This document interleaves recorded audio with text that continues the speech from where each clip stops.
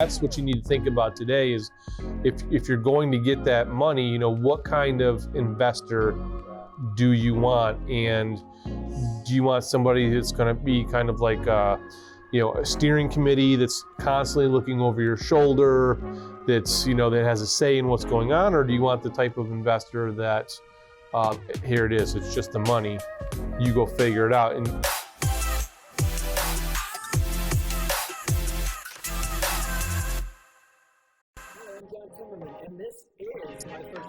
I'm Rob Schauger. I used to think I was indecisive. Now I'm not so sure. And I'm Al Kutri, and I once showed up to my girlfriend's parents' house in a full chicken suit just to cheer her up.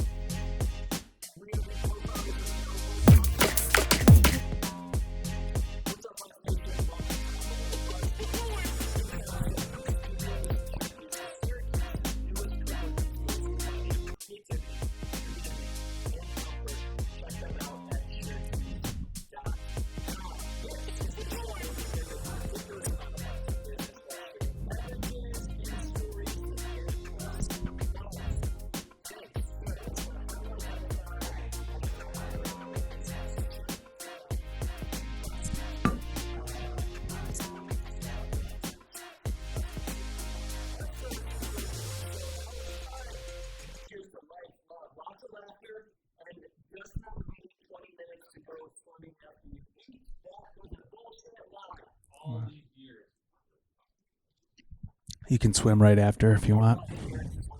Such bullshit. Lies. What's up, Noble Nation? You all know that our conference is getting closer by the minute. On April 8th, 2021, we are holding Noble 2020 2.0, presented by Bankers Healthcare Group, to teach you how to get more out of life and business. We've got an amazing lineup of speakers. Gary Vaynerchuk has built a conglomerate media company, $200 million ad agency, co-founder of Vayner Sports and a bunch of other crazy media companies. AJ Vaynerchuk, his brother, is the CEO of Vayner Sports, a new age sports agency. David Meltzer is the co-founder with Warren Moon of Sports One Marketing, a multi-$100 million sports agency. Constance Schwartz-Marini co-founded Smack Entertainment with Michael Strahan and Aaron Andrews. I mean, these are crazy successful people that are going to teach you how they've grown their businesses. And you can get a free ticket, $250 front section ticket. All you have to do is head to empathywines.com and order 12 bottles of delicious wine and use the code NOBLE2020 at checkout, and bam, you get a free ticket. So if you love wine, order 12 bottles of your favorite wine, use the code NOBLE2020 at checkout, and you will be sent a free ticket. empathywines.com, NOBLE2020 at checkout. We'll see you there. Now it's time for the Sippy Sip, where the points don't matter and the schmucks will say what they want. Ready?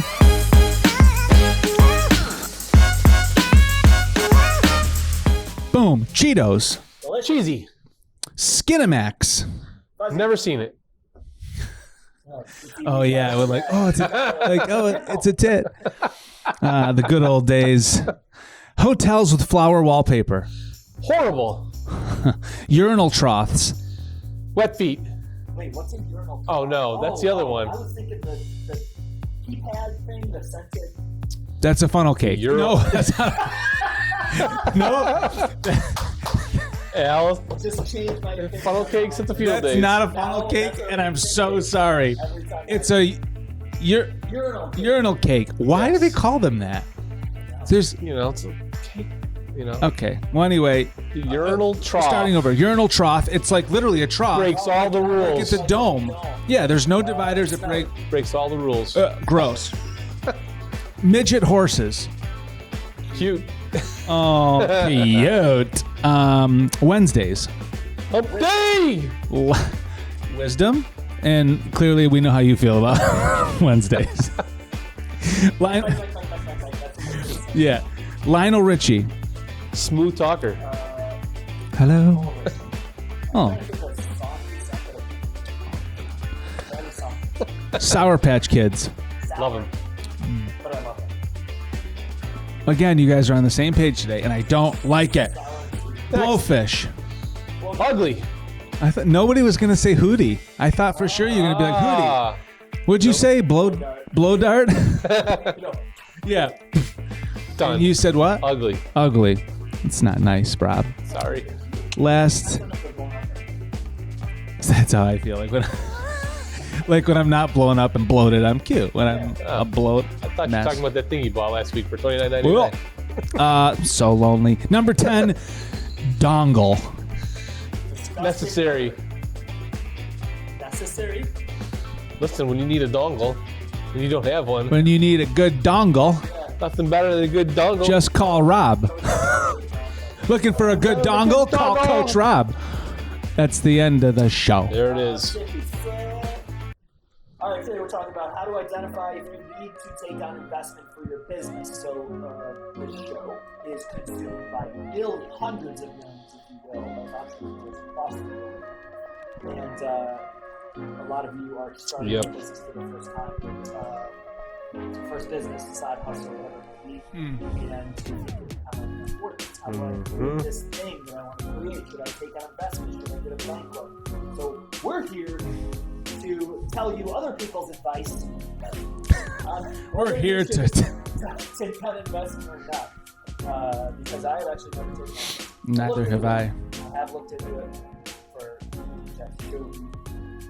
talked to some investors, but limited experience. So, Right. Frightens me, frankly. Yeah. So to be clear, investment would be clear. not like a bank loan. This would be Equity. an institution or an individual giving you money to start or fund your business in exchange for equity of some sort. Right. Equity or equity of some sort. There's different kinds. We'll get into that. But This is going to get very Shark Tanky with the verbiage. I'm gonna pull in Oh, perpetuity. I'm gonna pull in a Shark Tank example. Yeah. So we talked in the past about different types of companies, service type companies where you don't need a lot of investment because you're giving either like IP, intellectual property, like your knowledge, Right. or your physical work towards something. Right? Mm-hmm. But if you're building a technology company, let's say, Yep. it's sort of an intangible software, but people don't realize you need all sorts of server space. Yeah. Which costs Needs to be hundreds of built. thousands of dollars to host it on. Mm-hmm. If it's a product company, you're making Yetis, so you have to pay for the mold, which is tens of thousands of dollars. You have to pay for the labor to get it made, materials. So you need money most of the time. Of course, there's ways to bootstrap, but ultimately, at some point, you're going to need some sort of funding to scale with certain types of businesses. Right? Mm-hmm. There's definitely pros to taking on investments. Some of them include, did some research, Rob and I did some research on the topic and pulled in some other high-level sort of experts' advice. But some of the pros include, you could potentially get a partner that could help scale in a way that you cannot. Mm-hmm. Right? So if you take on an investor in a smart way, you take on an investor that has connections, that has resources, others than just money, that you don't have the capability of getting, and they can now help you scale faster. That would be a smart way to take on investment, right? Maybe somebody puts in $200,000 to your business in exchange for 20% of the company, and they're also bringing their vast network of manufacturers or their PR companies. Maybe they know every single media outlet in that particular industry. That's valuable. Mm-hmm. On the flip side of that, a way to do that maybe isn't so smart is to take on investment of somebody who doesn't add any value. It's just money. Because now you're essentially just giving up a percentage of your company for a dollar amount that you're going to use most likely in the next few months by starting up. And now you automatically have given away 20% of your company with no long-term value or other investment by that person. So that's just one example of looking at investment, both sides. But I'll jump in. Before taking on investments, there's a few different types of investments you need to look at. And this is very important, something that I actually had no idea until I did some research for the show here. But I'm going to use the example of Mr. Wonderful, Kevin O'Leary from the Shark Tank. Yes. As the example. So I was reading a story about Shark Tank and the panel of investors up there. Yeah. And that all the sharks operate in a similar way. And that is basically equity. They're an equity investor. That means that they'll say, oh, I like your company idea. I'll give you $100,000 for 10% of the company. What equity investment means is that if the company makes money, they earn 10% of the profits. Not just 10% of the revenue, but 10% of the profits. If the company never makes money, then they don't get paid, right? So that's how all of the sharks operate, except Mr. Wonderful. Mr. Wonderful. He loves a good royalty. So he uses debt securities with warrants, it's called. And so I sort of want to go back and watch Shark Tank now to see what he says every time he makes an offer. I don't know that he actually uses that terms, but what he means by that is that he gets paid not on a portion of the profit, but he gets paid on overall revenue regardless of profit. So if a company sells $250,000 worth in the first year, okay, he's got 10%. He gets paid $25,000 no matter what, even if the company spent $500,000. Right. So the company could be in the red. He's 50%. He's still earning the money. He's still taking out of that. Right. So this, in my mind, the question I had for this is like, okay, I understand. You watch the show. He's a greedy guy. He says it. He's got evil freaking shark eyes, Yeah. You know, he says he's greedy. Yeah. I love my money. But that to me isn't always a very smart way to do it, because if you're pulling $25,000 out of that business, it's already losing money because it hasn't had the opportunity to grow yet. That means you're hurting the company. Well, but it doesn't. Even though he's making his $25,000. But so he's also hurting. But he's not an owner in the company. He doesn't care. Well, let's not. I don't know what he thinks, but what it seems like is like, I don't own the company. I'm giving you a loan, and I'm taking XY from this loan. So if you fuck it up, that's fine. I'm still going to get my piece because I'm willing to front you the money. Right. He Just like the bank. Who gives a shit if he owns it? Right? He doesn't care. But now this is a character issue. Like, are we accusing him of being a bad person? I don't know what his actual intentions are, but he doesn't own a piece of the company. So what does he care? Well, that's why he also oftentimes. I wasn't sure of that he doesn't actually own a piece of the company. Because he's like, I'll give you $100,000 for 10%. Is that just 10% of sales? I don't know. I mean, equity. Well, if I'm 10% owner of the company, well then if he's hurting the company by doing that, then it's a problem because he's hurting his own 10%. But if he's literally just saying I don't own any portion of the company, but I take 10% of your revenue, then it's like a loan from the bank, or like he does the equity thing. So, John, I'm going to give you I'm going to give you $100,000 for 10% with a $1 royalty on each of those Yeti coffee mugs. Right, forever in perpetuity. Right. So for every one of those you move and sell, you're paying me $1. Right. Or whatever. I mean, you look at his deal. He usually doesn't stray far from. He always makes that play. Yeah. It's the same play almost every time. So the new season started this past Friday. So if you guys are interested, there's always something cool going on. Yeah, he's always about perpetuity. He's always about like the long term. I'm going to take money from you for the life of this business. Yeah, but that's how it is. So it's monthly. Right. So but he doesn't ask for ownership, right? That's part of I don't know. Because what do you have there, John? So debt security with warrants, investor, you're paying the investor back monthly no matter what, regardless of whether your business is actually profitable or not. So, and is it finite or is it forever? I'm sure that's in the right. Yeah, that's like.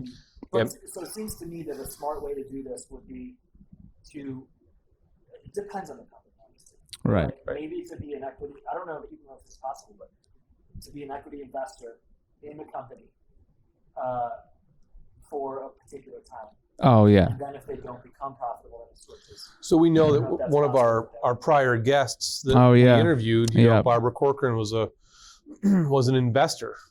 Equity investor. Yeah, and the company filed bankruptcy, and she gave them, if my memory is correct, she gave them back her piece that she owned in the company. Right. Now, whether she just gave it to them or, we'll never know. Sold it back to them or whatever the deal was, we don't know that. But she did own a percentage, of the company. So that's what you need to think about today is if you're going to get that money, what kind of investor do you want? And do you want somebody that's going to be kind of like a steering committee that's constantly looking over your shoulder, that's, that has a say in what's going on? Or do you want the type of investor that, here it is, it's just the money, you go figure it out? And if you go back to the Shark Tank, there's usually two different types of asks.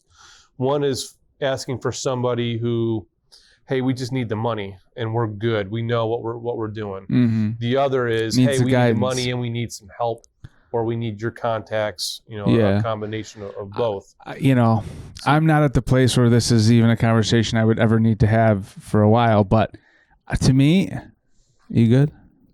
I'm just going to go kill this bug real quick. It's a good thing that Al didn't see that. What bug? Oh, you should have brought it over to Al. I literally heard a crunch. What was it? John, did you just kill a turtle? Yes. What was that? Just crawled across my shoes. And I saw it scurrying over there. And I'm like, that would have made for great behind the scenes. What was it? It was I don't know, honestly. Was it a murder hornet? I thought it was a cricket. But I get over there and it was like a centipede looking thing with fur. Was it creamy color? It was the color of the rug. Usually they go in pairs. Go to hell. That one's dead. I literally just had an exterminator at my house yesterday. I will call him here Did he today. get this shit out of the walls? They couldn't find anything. And I'm like, bro. You're paying me anyways. Well, yeah. So anyway, he blocked everything. I digress. So what I was going to say is I'm always about the exit strategy. I mean, I don't know. Everybody's different, right? But you guys, please tell me how you feel. But for me, if I ever took an investor, I would say, hey, I would like an investor for X amount of time, 3 years, 5 years. We'll figure out an interest deal. But you're not going to own me for the life of my business. Well, that's something interesting. So I did other research, bplans.com. Found with Tim Berry. He's an entrepreneur. He owned Palo Alto Software, which I think was bought and turned into Apple. Something else. Or it was some foundational company that became maybe it was wow. by IBM. I don't know. Anyways, me too. He said that where is it? Investors don't make money until there's a liquidity event. Most of the time, right? That's why we always talk about an exit strategy. Exit strategy. You can be the world's happiest, healthiest, most cash-independent company, but your investors won't be happy until they get their cash back. The win is getting money back out of the company. So some big company stock buyers like dividends. Nope. Startup investors don't. They want the exit strategy, right? So if you buy stocks, you want dividends. Right. If it's a long-term, you want to make money off that stock, and it's not like a retirement cash out thing. You want to make dividends. For a startup investor, most of the time, they want that money back. They want to invest in your business. It grows huge, and then gets purchased by Nabisco or some other company, and then they make 10% of that $500 million. Right. So knowing that an investor most of the time wants an exit strategy, that automatically puts a life cycle to your business. Right. So that brings up a good point. If Goodmaster, I want Goodmaster to be mine for life because I view it as like an engine. We do some good marketing for No Bull. We can do it for Jacksonville. We can do it for my other companies or whatever, right? So I don't want GFX. Coming Stay tuned.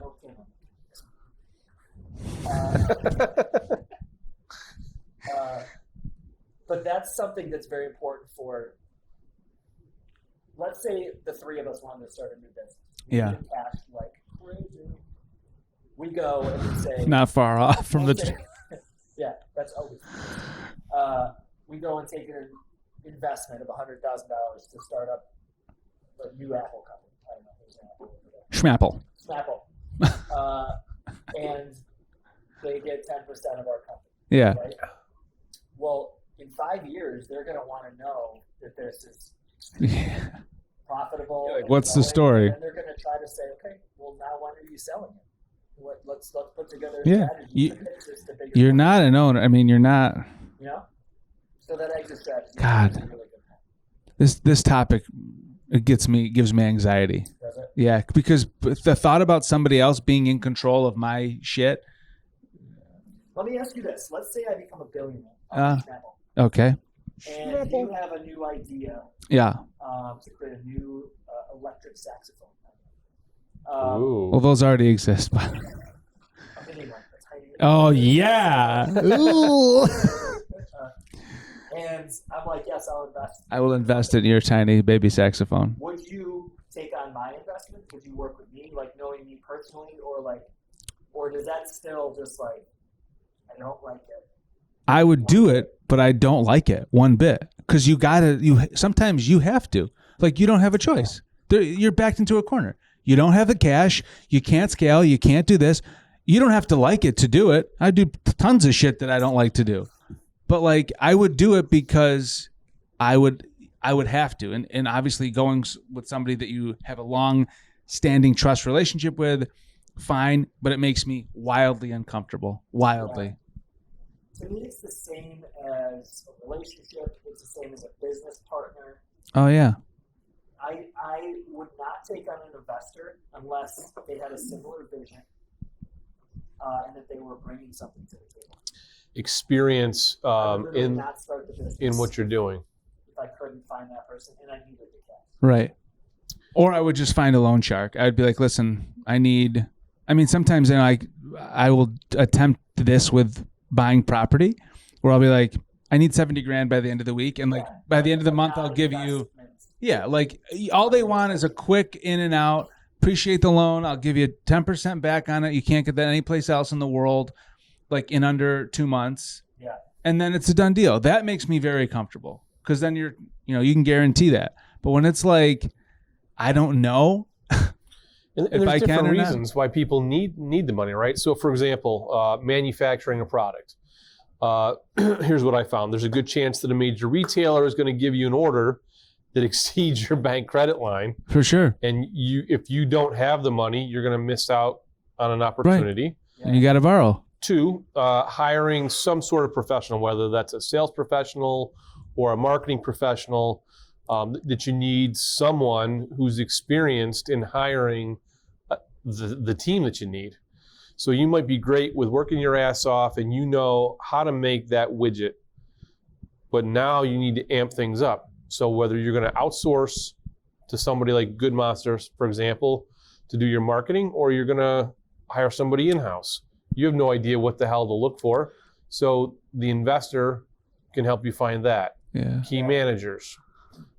Introduction, we were talking about this with the Shark Tank, introduction to potential business. So if that lender has contacts, they've got money and they've got contacts within your vertical or your industry, there's a ton of additional value for that. And you would see this early on in Shark Tank too. Maybe you do. I haven't watched it. I haven't watched it in a long time. See like Dame and John have deep experience in their apparel industry. Right. So he would be like, they used to feed off each other. Maybe they still do. I haven't watched it. Damon would be like, "Oh, you should actually. It'd be smart to invest with, Robert Herjavec because he's got experience in software and stuff like right. that. Right. Like, I don't really have experience. Like they would sort of know who's valuable and who's not. Or Barbara, she's got experience in real estate. Right. Like that makes sense as to finding somebody who's got that experience. Until they've going to add value. Until they've gained experience. Right. I would still make it a finite agreement, though. Like, get in, get off, get out. Yeah, and I guess it's just everybody's different, right? Like, if you desperately need the money, get in, get off, get out. You're almost, depending on where you are in that journey. Sometimes it's at a point of desperation. Yeah. But then everybody's different, right? Everyone has some people find it extremely comforting to have that cushion, and they're happy to give up the life of their full ownership for the security of knowing that they have a safety net. Yeah. Well, it depends on what you're going to do with it at the end, too, right? So like John said, I don't ever want to get rid of Good Monster. But if your objective is to build this monster and dump it, then you come on in. Well, you know? Total sense then. Oh, right. Totally. Build it fast, build it well. Sell a $100,000 company or sell a $100 million company? right? Like if you were to bring an investor that could bring it to $100 Oh, million company. totally. Even if you sell off other equity portions, Totally. 40% of $100 million is a lot more than 100% of $100,000. Yeah, and at this point in my life, right now, I'm passionate about that model. Like I love like pump and dump. You know what I mean? Like, Wolf of Wall Street. yeah, exactly. It's very like I love the idea because I don't have a particular. My passion doesn't need. My passion, like what I love, is I love to play, and I get to play all the time. Like I get to do that all the time. Yeah. So like I'm good.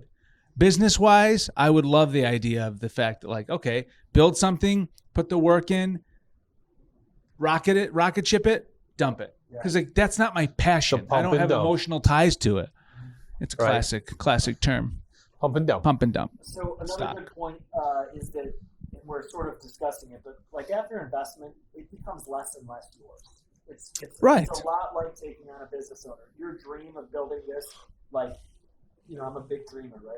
I look to the future. This is what it could be. Here's how we get there. Here's you are. Plan. Yeah. Like your next tattoo should be like, I have an idea. I have an idea. Yeah. That's your next tattoo. I should put it like right across your face. Yeah. Mike Tyson style. But that dream becomes less and less yours because now there's another opinion that matters. An equitable opinion that comes in, even if it's 10%.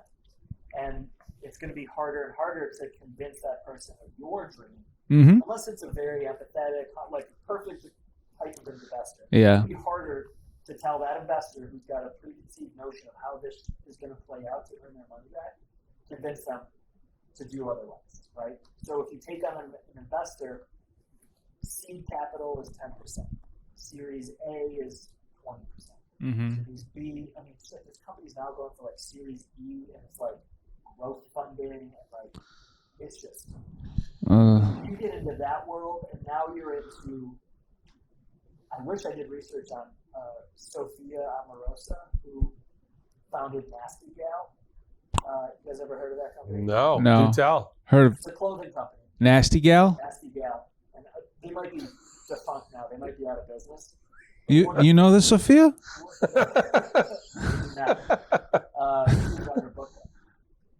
Lindsay knows her.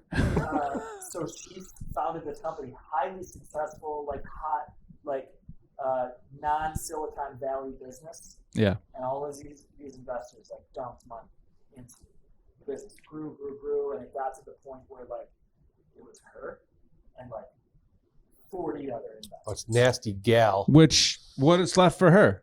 She's out. She's left. Like she either got kicked out or. So they just took it. They crushed it. Like there were so many opinions that she couldn't run it the way that she ran it to grow. Like it was a highly viral thing.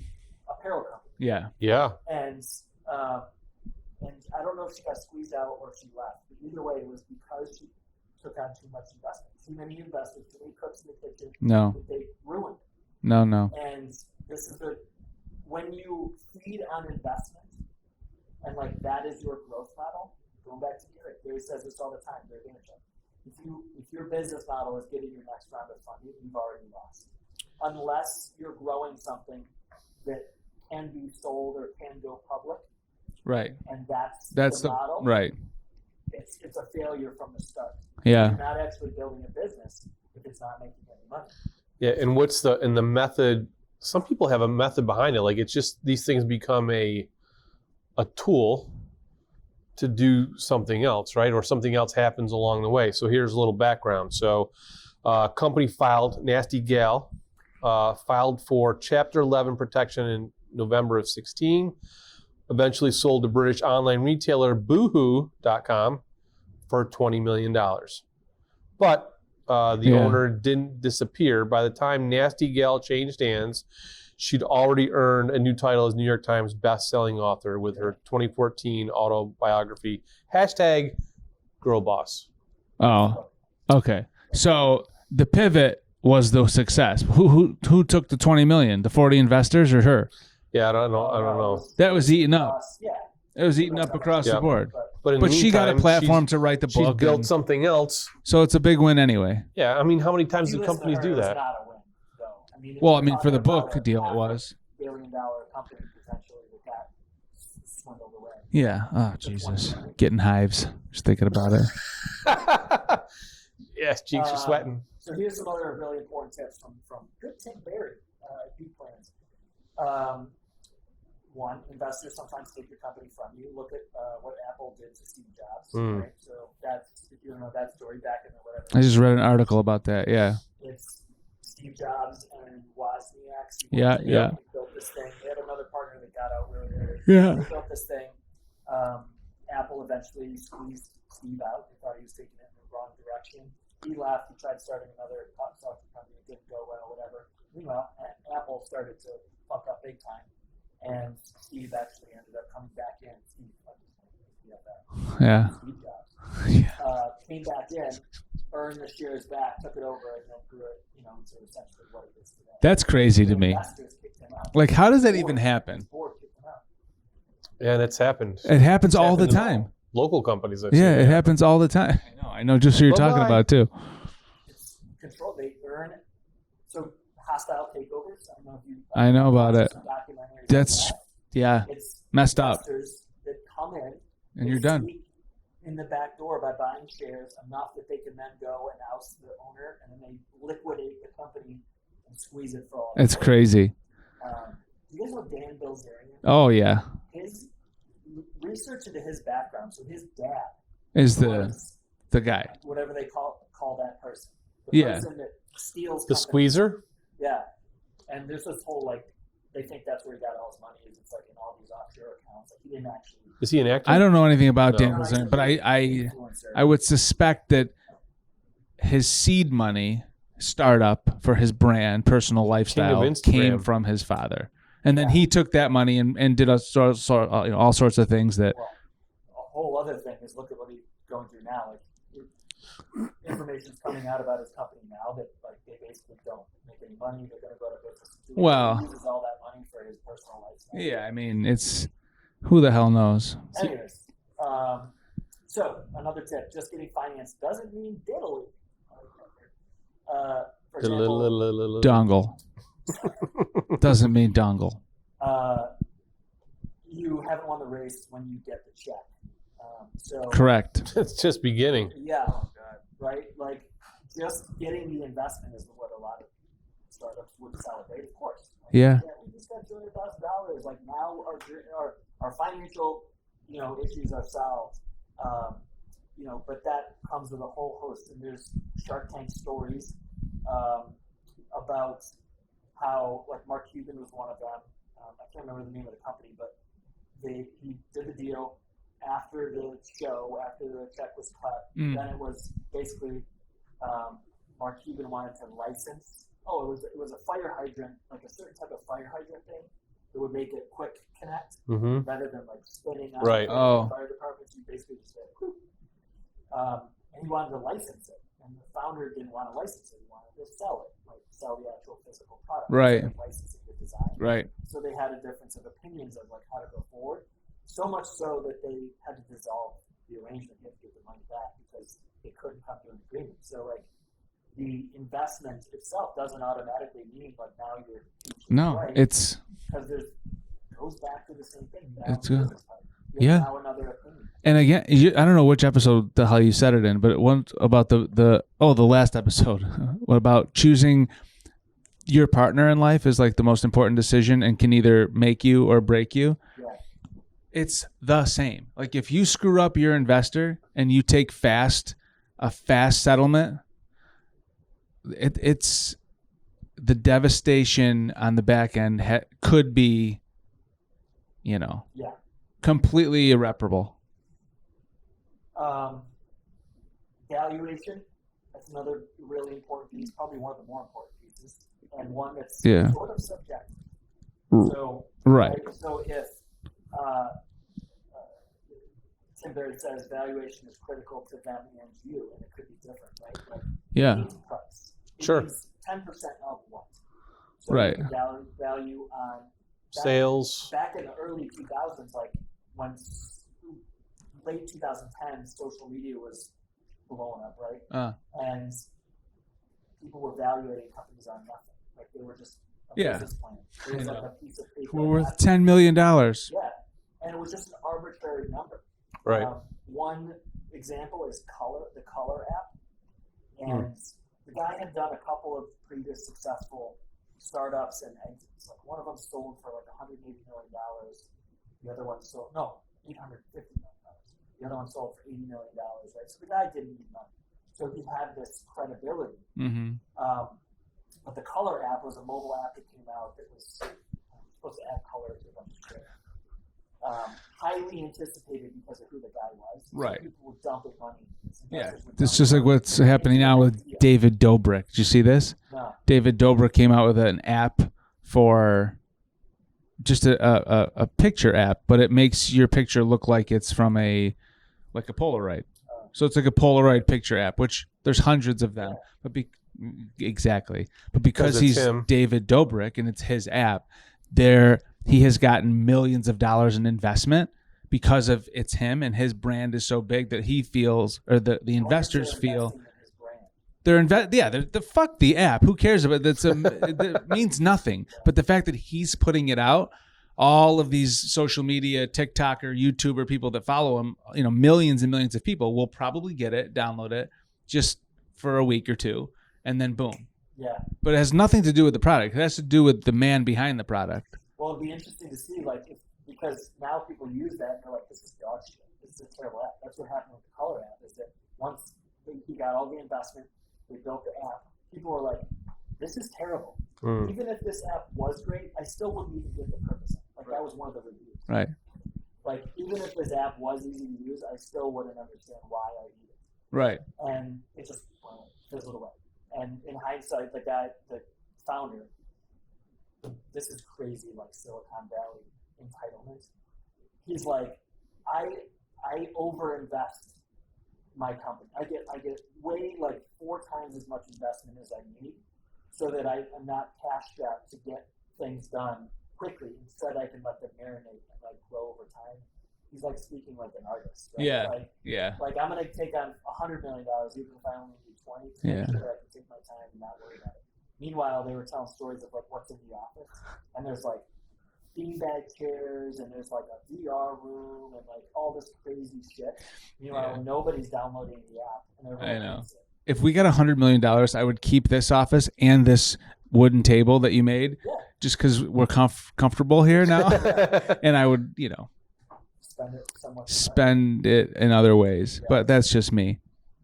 So one thing that I would like to leave people with here, and this is my advice. I've never taken investment. Is that we're looking for investment.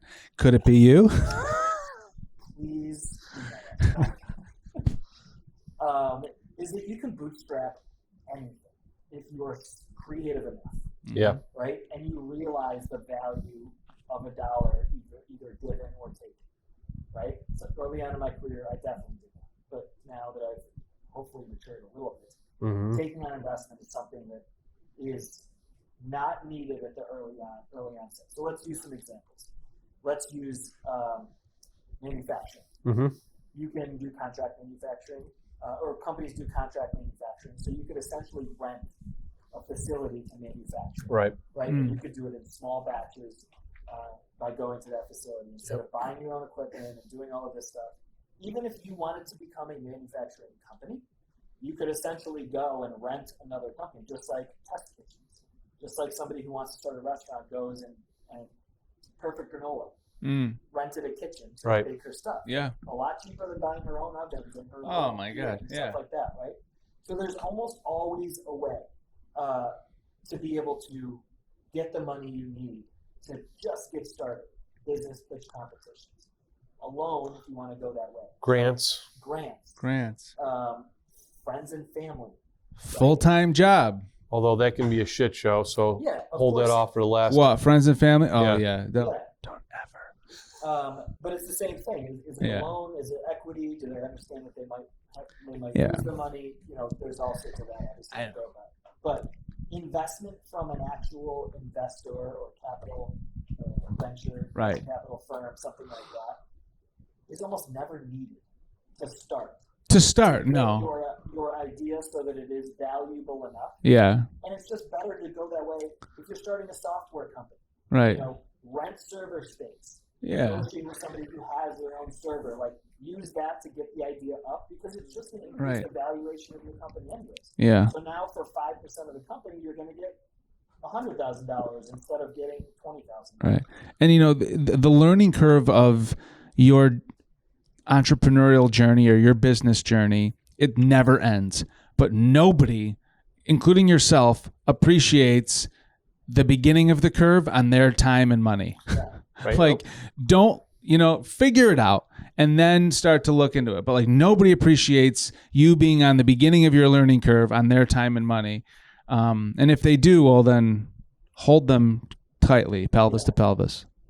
Well, a lot of times you won't find somebody who's willing to invest in you until you've got past that startup phase, unless you've got a proven track record. Yeah.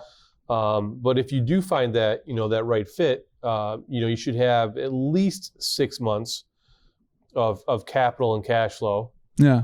Along with your proven track record, and you need to have your house in order. If your house is a mess, you're not going to attract, you know, the right kind of investor.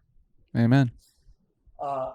There's also not a lot, let me rephrase this. There's also people out there that are just dying to dump money into industries. Oh, sure. Yeah. Like locally here, the drone industry is one. Mm-hmm. Oh, yeah. Funded industry, and it's a successful growing industry, right? So if you have a good idea, you're confident, and you can go out and get money, I would do it.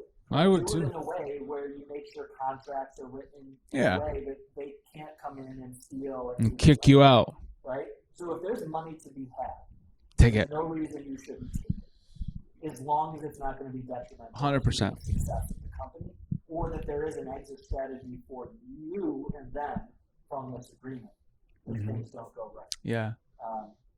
But there is definitely money. Yeah. And there's a huge psychological piece to this, which is a whole nother topic, but in terms about your value and thoughts about your company, right? Like if there's this feeling of, hey, we are 100% worth this investment, right? Yeah. There's that mentality, and we're not going to dive. This is like a whole nother topic, right? But you feel strongly and confident about the value of what you're bringing. That money, like, is a lot. I think, in my opinion, is a lot easier to get, right? But if you feel like, God, we need 100,000, we need 500,000, but like I'm nervous, and you have this ambivalence about it and this anxiety about it, it's going to be harder, like because you're sending out to the universe that like you don't want the money. So that's another topic on Cosmos. You're gonna play with Neil deGrasse Tyson. Yes, we are. Yeah. I love him. I will just say Neil deGrasse Tyson is, that listen to podcasts. He's got his own podcast. Like, he is a scientist in the astrological field. Yes. Yet he is on every business podcast, like he transcends industries because of the mind-blowing stuff that he says and his voice. Yeah, he's a genius. Yes. I'm obsessed with him. Yeah. Man crush. What the hell? We don't have guests on here anymore, but if we have one, it's going to be him. we should have him. And it's going to be a 9-hour-long episode. Neil deGrasse Tyson. You don't know who we're talking about? Neil Tyson? Neil deGrasse Tyson. Yep. All right. Good show, fellas. Good Is that a wrap? show. As always, we are super appreciative for everyone out there. Let me do this. I always fucking run out of coffee. As always, we are super appreciative for you tuning in. Don't forget, every Tuesday we are live on YouTube and Facebook. Remember to subscribe because we give free shit away on the live show. Only to subscribers, not if you're just viewing, only if you're subscribed. So subscribe. Then we'll be back here Thursdays, at 8:30 p.m. With the pre-produced show, as you are watching now. Thanks so much. Subscribe. Cheers, everyone. To life and business. May we prosper in both.